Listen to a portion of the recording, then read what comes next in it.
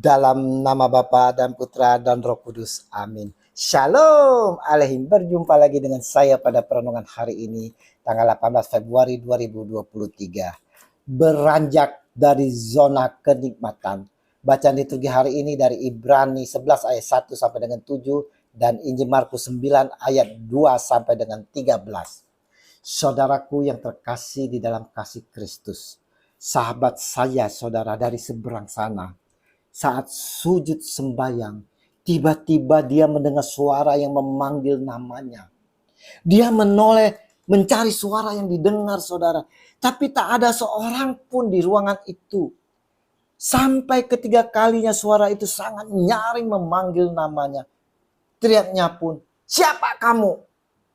Di mana kamu?" Tiba-tiba saudara, muncul sinar berkilauan memancar ruangan itu saudara. Kembali suara itu memanggil namanya sambil kedua tangannya saudara secara terbuka mengarah kepadanya dan katanya, "Akulah jalan lurus dan kebenaran, ikutilah aku." Saudara, sahabat saya ini saudara merasakan kenyamanan penuh damai oleh kemilauan cahaya itu saudara. Oh, luar biasa. Sinar berkilauan yang terpancar adalah kemuliaan Tuhan Yesus. Persis seperti yang dialami ketiga murid yang diajak oleh Yesus naik ke atas gunung, yaitu Petrus, Yakobus, dan Yohanes. Saat itu mereka melihat Yesus berubah rupa di depan mata mereka dan pakaiannya sangat putih berkilat-kilat. Tidak ada seorang pun di dunia ini yang dapat mengelantang pakaian seperti itu. Markus 9 ayat 2 dan 3. Di Injil lain tertulis saudara, lalu Yesus berubah rupa di depan mata mereka. Wajahnya bercahaya seperti matahari dan pakaiannya menjadi putih bersinar seperti terang. Matius 17 ayat 2. Rupa wajahnya berubah dan pakaiannya menjadi putih berkilau-kilauan. Lukas 9 ayat 29. Saudaraku, dalam kemuliaannya nampaklah Musa dan Elia sedang berbicara dengan dia. Kejadian ini tidak berlangsung lama, hanya sekedap saja. Musa dan Elia hilang dalam pandangan mereka. Mereka dikejutkan oleh kemuliaan tinggi. Walaupun terkejut, tapi mereka bersukacita karena dapat menyaksikan peristiwa ini. Karena merasa nyaman dan penuh sukacita, ketiga murid ini ingin berlama-lama dan kata Petrus kepada Yesus, "Rabi, betapa bahagianya kami berada di tempat ini. Baiklah kami diberikan 3 kemah. Kami dirikan 3 kemah. 1 untuk engkau, 1 untuk Musa, dan 1 untuk Elia." Markus 9 ayat 5.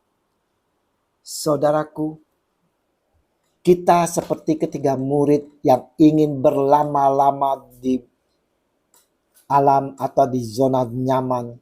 Kita ingin berlama-lama di zona kenikmatan kita, berlama-lama di zona kesenangan kita, saudara.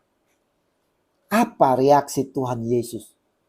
Yesus berdiam diri dan tahu apa yang dirasakan para murid.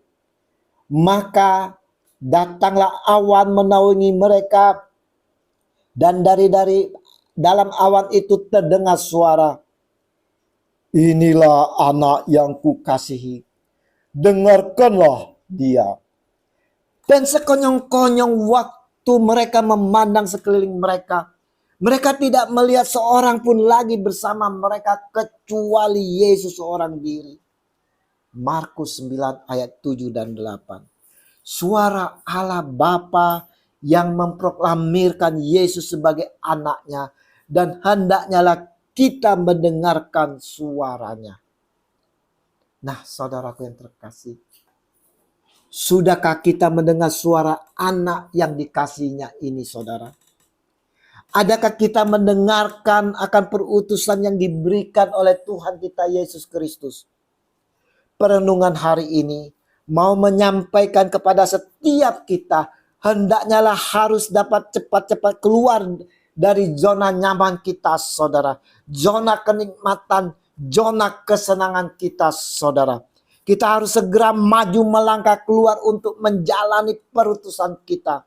Kita tidak boleh duduk diam saja, tapi kita harus bertindak nyata dalam perbuatan kasih seperti yang telah dilakukan oleh Yesus sendiri. Kita harus mendengarkan suaranya, saudara, karena inilah suaranya.